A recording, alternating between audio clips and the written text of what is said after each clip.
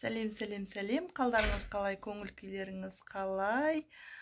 Көпшіліктің сұрауымен бүгін отбасының берік болуы және ыдыс-аяқ сылдырлатпай тып-тыныш өмір сүрудің құпиясы бар ма деген екен.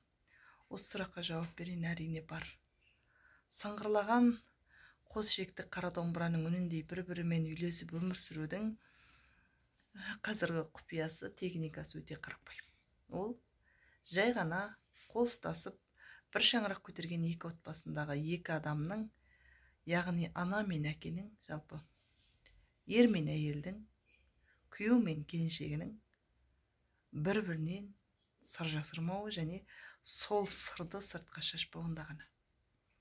Сіз кім болыңыз, әйел болыңыз, еркек болыңыз, отбасын құрғаннан кейін, бір жастыққа бас қойғаннан кейін, біреудің қызын әйел қылып алғаннан кейін,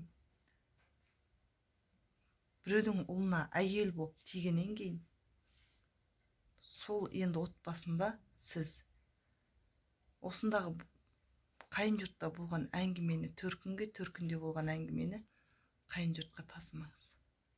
Сол кезде берік отбасы болады. Бір кішкене ренжісіп қалған сәтте екеуіңіздің ортаңызға ешқашан кісі салмаңыз. Ешқашан ортадағы әңгімені үшінші адамға талқылатпаңыздар. Сондықтан ортадағы әңгімені әңгімелесе отырып, екеу ара бүге шігесіне дейін дейді ғой қазақ. Соңғы сабақ жібіне дейін тарқатып алып әңгімелесу керек. Ешқандай сыр қалмау керек. Сол кезде ол отбасы берік болады. Сіздің төркініңіз сіз үшін, сіз тұрмысқа шығып, біреумен қол ұстасып, басқа үйге кеткен күннен бастап, ол жай ғана туысыңыз, ол екінші үй болып қалады. Сондықтан бір елдің отын жаққа келген әйел сол нәрсеге қатты мән беру керек. Отбасының жалпы мықты ұйытқысының берік болуы 70% әйелге байланысты. Еркекке де. Еркек ол жерде ешқандай жауапкершілік алмайды деген нәрсе емес.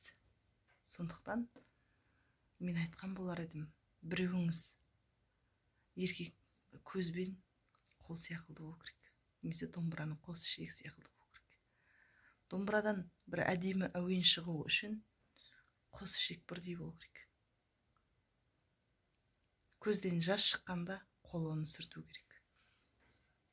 Тура сол сияқылды ер адам ашуланғанда әйел басылу керек.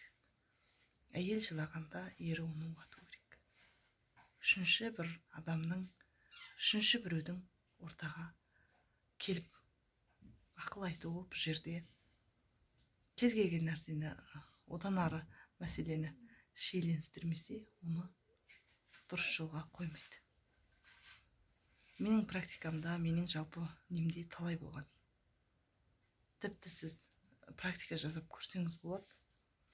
80-дегі әжеңіздің өзіне барып әңгімелесіп, төркіні туралы сұрайтын болсаңыз, ол баяғы қыз күніндегі күйіне түсіп, өзінің төркіні, өзінің ағайыны, өзінің бауырлары туралы айтып отырады.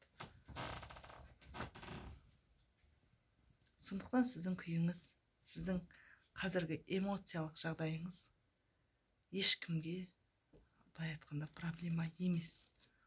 Сізге жаны ашыған болуы мүмкін. Сіз үшін ол кісінің жаны ашиды, бірақ сол уақытта эмоциямен сізге басқадай бір ақыл берсе, сіз қол ұстасқан жарыңызбен тіпті ажырап та кетуіңіз мүмкін. Себебі азғырындыға аспандағы бұлтта азат деп айтады қазақ. Үшінші адамның берген ақылы сізге ешқашанда 100% дұрыс ақыл болмауы да мүмкін. Бұл үлкен сабырлылық пен қажырлылықты талап ететін.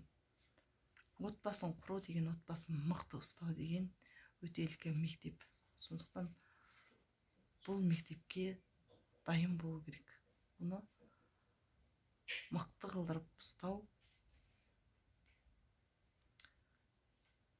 не күймейтін, не суға батпайтындай шешім қабылдау, бұл екі адамның қолындағы ғана нәрсе. Сондықтан айналайын жас сіңілдерім, бауырларым, жаңа шаңырақ құрайын деген отбасылар, жаңа құрған отбасылар, ажырасудың үстінде жүрген, ештеңенің мәніне жетпей жүрген туыс туғандар болса, жалпы ақыл кеңеске мұқтаж болған, кімнен не сұрасам екен деп жүргендеріңіз болса, бұның шешімі екі адамның өзінде ғана. Сіз таңдаған адам, сіздің әке шешеңіз таңдаған адам емес. Сіздің бас қосқан адамыңыз, сіздің досыңыз таңдап берген адам емес. Сіздің досыңыз, сіздің жақсы қасиеттеріңізбен ниетіңіздің ғана көрінісі. Ал отбасы, ол сіздің толықтай сіздің жаныңызбен, тәніңізбен бірлесетін сондай бір үлкен күш. Сондықтан сіз ата-анаңызға барып, әпкеңізге барып, сіңліңізге барып, ағаңызға, бауырыңызға, жеңгеңізге, екеуіңіздің араңыздағы сырды айтқан күннен бастап, сіз жаңа адамдардың құрамындағы әскерге айналасыз. Сіз уже жолдасыңыздан алыстайсыз. Ақырын-ақырын білінбей араңыз сөгілді деген сөз. Сіз татуласасыз, кешіресіз. Бірақ көзге көрінбейтін бір какой-то эмоционалды түрде және бір сондай бір рухани күш болады адамның арасында. Сол ажырай бастайды. Әке шешеңіз сіздің жолдасыңызды жек көре бастайды. Сіз ұмытасыз, сіз кешіресіз, қайтадан татуласасыз, бір отбасында өмір сүре бересіз. Бірақ ол адамдардың көңілінде дақ қалады.